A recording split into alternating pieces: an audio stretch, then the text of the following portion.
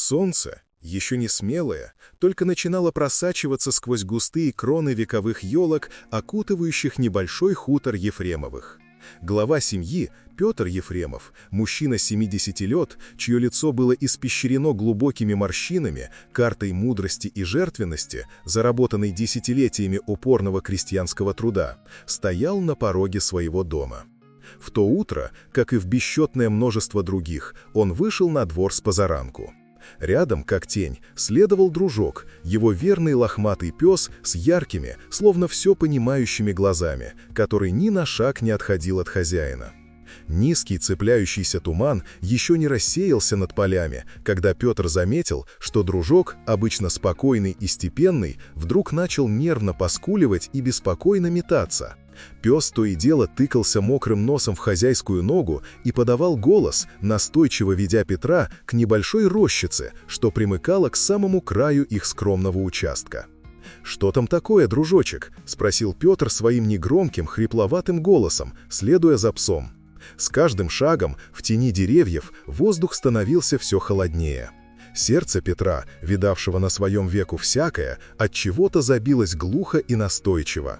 Дружок рванул вперед и резко остановился возле зарослей дикого шиповника и лещины. В этот самый момент утреннюю тишину прорвал едва слышный, прерывистый плач. Петр почувствовал, как к горлу подкатил ком. Он осторожно, боясь спугнуть неведомое, раздвинул ветви. К своему глубочайшему изумлению и ужасу он увидел 3 крошечных свертка. 3 младенцев, завернутых в истлевшее рваное одеяльце, лежали в импровизированном гнезде из сухих прошлогодних листьев. «О, Господи помилуй!» – прошептал он, опускаясь на колени, чтобы убедиться, что они дышат. Это были 2 девочки и 1 мальчик. Дети выглядели изможденными, щечки их пылали от холода, и крошечные тельца дрожали. Парализованный этим открытием, Петр принялся лихорадочно осматривать окрестности, ища хоть кого-нибудь, хоть какой-то намек на того, кто мог их здесь оставить. «Какой же нелюдь способен на такое?» – пробормотал он, дрожащей рукой проводя по лицу, покрытому холодной испариной. Дружок поднял на него свои печальные глаза и тихонько заскулил, словно подгоняя хозяина к действию. Петр глубоко вдохнул, собирая волю в кулак, и бережно, словно боясь повредить, поднял всех 3 младенцев на руки. Он быстро завернул их в свою старую, но теплую шерстяную тужурку. Его разум метался в вихре вопросов и догадок, пока он спешил обратно к небольшому бревенчатому дому. Когда он подошел к крыльцу, его уже встречала жена, Марфа, чьи седые волосы были собраны в простой пучок, а руки чуть присыпаны мукой. Она, должно быть, готовила утренние лепешки. «Петр, что случилось? Ты бледен как смерть», — спросила она с тревогой, и ее взгляд упал на бережно прижатый к груди сверток.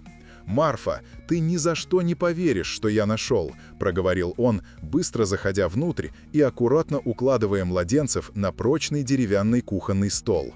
Марфа выронила миску, которую держала в руках. Глухой стук деревянной посуды о пол немедленно потонул в ее немом возгласе ужаса и сострадания. Она прикрыла рот рукой и бросилась к столу. «Господи Иисусе, откуда эти дети?» — воскликнула она, склоняясь над ними. «Их бросили в рощице, Марфа. Дружок их нашел», — ответил Петр, все еще пребывая в шоке от произошедшего. Инстинкты Марфы, матери, чьи дети давно выросли и покинули родительский кров, взяли верх над шоком.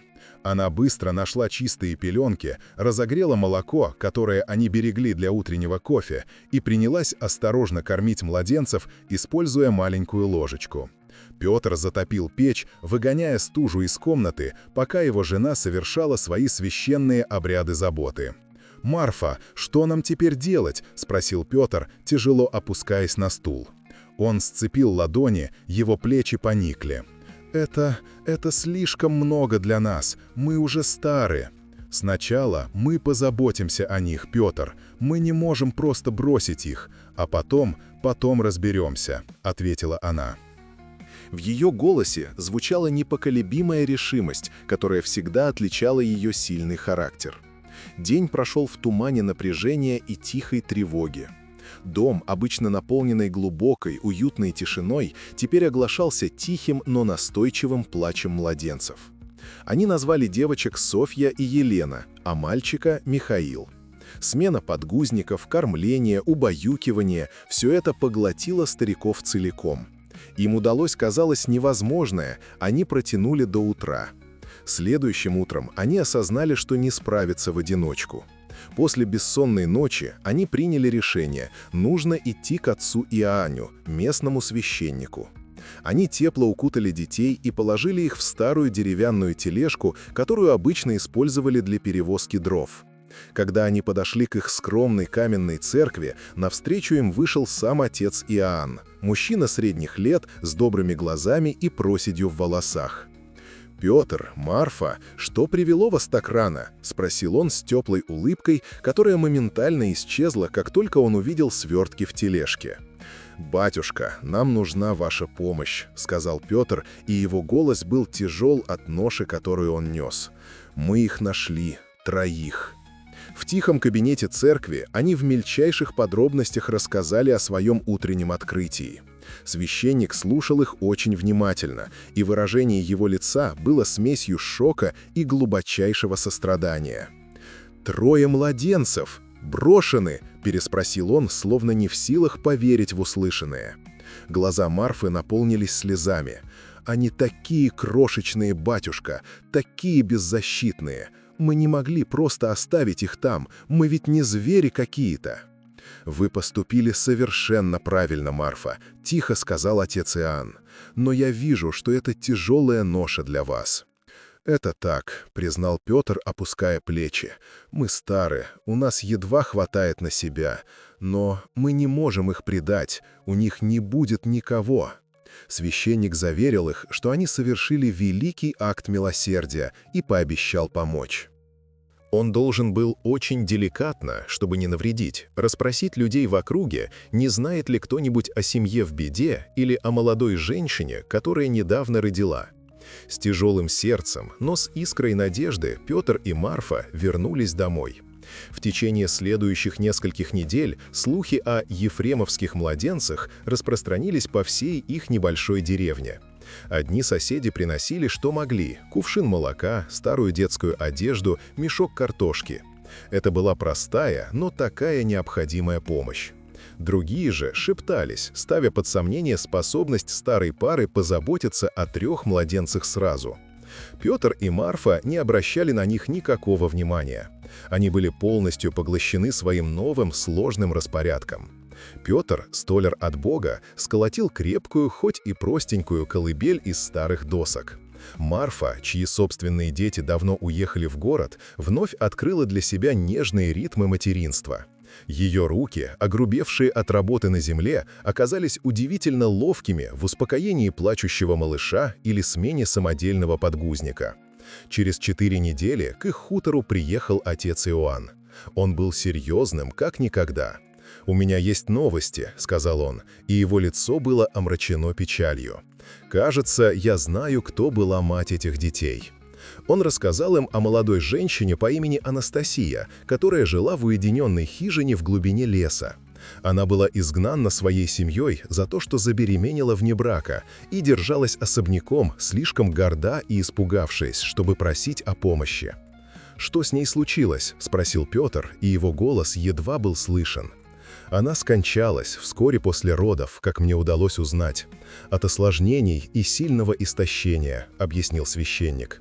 Перед смертью она передала письмо одной старой знахарке, которая жила поблизости. Я думаю, вам стоит его прочитать. Он протянул Марфе потрепанный, пожелтевший конверт. Дрожащими руками она вскрыла его и начала читать письмо вслух. «Тому, кто найдет моих детей. Если вы читаете это, значит, меня больше нет. Я любила своих малышей больше жизни, но у меня не хватило сил дать им ту жизнь, которую они заслуживают. Пожалуйста, позаботьтесь о них. Их зовут Софья, Михаил и Елена. Они мои маленькие чудеса, и они заслуживают любви и счастья. Я прошу только об одном – дайте им знать, что их любили, даже если меня не было рядом. Анастасия». Голос Марфы надломился, и слезы ручьем потекли по ее морщинистым щекам. Петр неподвижно смотрел в пол, его челюсти были крепко сжаты. Это письмо меняло все. Это были не просто брошенные дети, это было последнее, отчаянное желание матери, которая любила их. «Это наш путь теперь, Марфа», — сказал Петр с непоколебимой уверенностью. «Мы пообещали, что не дадим этим детям пострадать. Если Анастасия доверила их миру, значит, мы и будем их миром». Марфа вытерла слезы и кивнула. «Ты прав, Петр. У нас, может, и немного добра, но у нас есть любовь, и этого будет достаточно». Годы пролетели незаметно. Небольшой хутор, когда-то тихий и опрятный, теперь стал хаотичной, но радостной симфонией смеха, топота маленьких ножек и веселья. Софья, Михаил и Елена росли сильными и счастливыми, не зная ничего, кроме безусловной любви двух стариков, которые спасли их. Петр учил Михаила работать на земле, его старые руки направляли руки мальчика. Марха учила девочек готовить, штопать одежду и ухаживать за огородом, наполняя их головы сказками и песнями. Они были бедны в земных благах, но сказочно богаты во всем, что имеет истинную цену. Однажды, когда дети уже были подростками, к ферме подъехала незнакомая машина. Из нее вышла хорошо одетая пара. Они представились дальними родственниками Анастасии, которые только недавно узнали о существовании детей. Они предложили забрать их, чтобы дать им жизнь, полную комфорта и возможностей в большом городе. Сердца Петра и Марфы наполнились знакомым страхом потери. Они собрали Софью, Михаила и Елену и объяснили им ситуацию. Они сказали им, что те вольны выбирать свой путь. Софья, самая старшая и тихая, заговорила первой. «Наш дом здесь», — сказала она, глядя на Петра и Марфу со слезами на глазах. Михаил и Елена тут же с ней согласились, прижимаясь к пожилой паре, которая была для них целым миром. Родственники увидели эту нерушимую связь, эту глубокую, стойкую любовь, которая наполняла скромный дом. Они поняли, что у детей уже есть все, что им нужно. Перед тем, как уехать, они пообещали помогать финансово, гарантируя, что дети никогда не будут нуждаться в самом необходимом. Прошло еще много-много лет. Дети выросли и стали замечательными молодыми людьми. Софья стала любимой учительницей в деревенской школе. Михаил, сильный и добросердечный, принял на себя заботы о хозяйстве. Его любовь к земле была такая же глубокой, как и у Петра. Елена с ее авантюрным духом уехала учиться в университет, но возвращалась каждое лето, и ее приезд был вихрем света и энергии. Одним теплым вечером вся семья собралась на крыльце. Петр и Марфа, теперь уже совсем слабые от старости, сидели в своих креслах-качалках, окруженные детьми, которых они вырастили.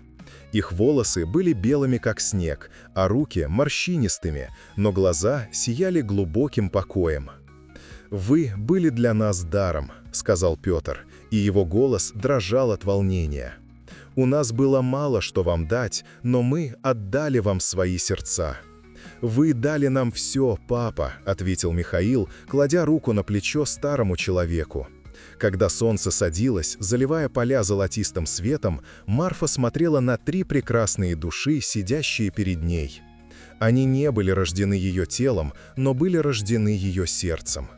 Открытие в лесу все эти годы назад было не бременем. Это было чудом, которое наполнило их тихую жизнь большей любовью и смыслом, чем они когда-либо могли себе представить. Их дом был больше не просто домом.